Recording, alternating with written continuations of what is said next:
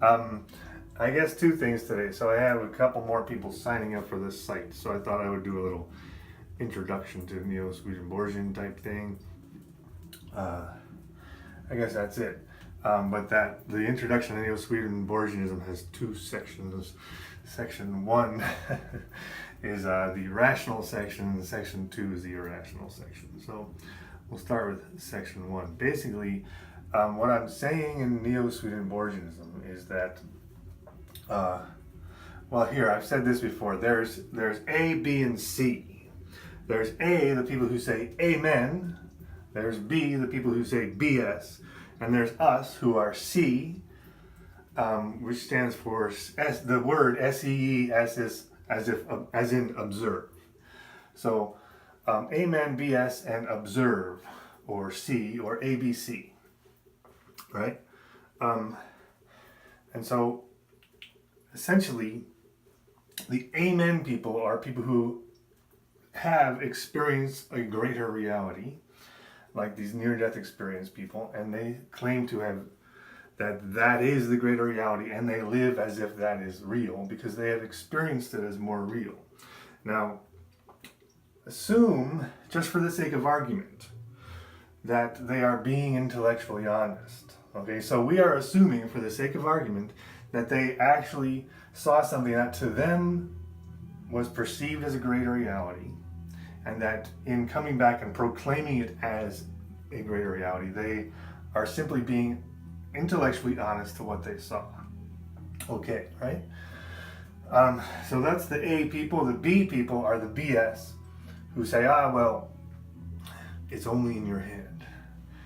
And if it's only in the head, then it becomes physiological, and then you can look at Swedenborg as his later writings. You can look at his later writings as an extension of his studies in physiology. See, this essentially is the new point that I'm making. This is the newness of Neo-Swedenborgianism. The newness of Neo-Swedenborgianism is the idea that his later writings about heaven and hell are an extension of his earlier career as a physiologist and anatomist. So people who know about Swedenborg know that he was originally or early in his scientific career, or at least part of his scientific career, was anatomy and physiology. So then later in life he had some sort of spiritual experience, and he started writing about the afterlife and heaven and hell in great detail. But if you believe the skeptics that it's only in your head, those heaven and hell writings become an extension of his physiological and anatomical studies, right? That's what I'm getting at. That's the newness of Neo-Swedenborgianism. You assume, for the sake of argument, that the people talking about this greater reality are being intellectually honest. And they're describing this place called heaven, which has cities and gardens. Then you believe the skeptics when they say it's only in your head. So you agree with the skeptics.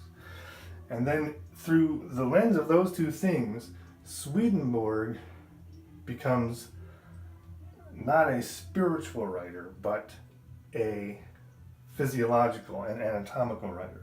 So that's the basic premise of Neo-Swedenborgianism. So it's a rational look at those experiences. Now,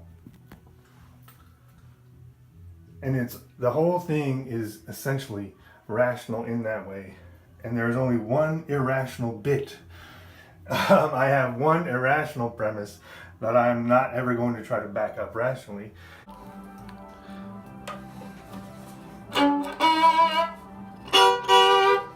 And I don't even know why I think it, or why I feel it, and that is that left-handed fiddling is the answer.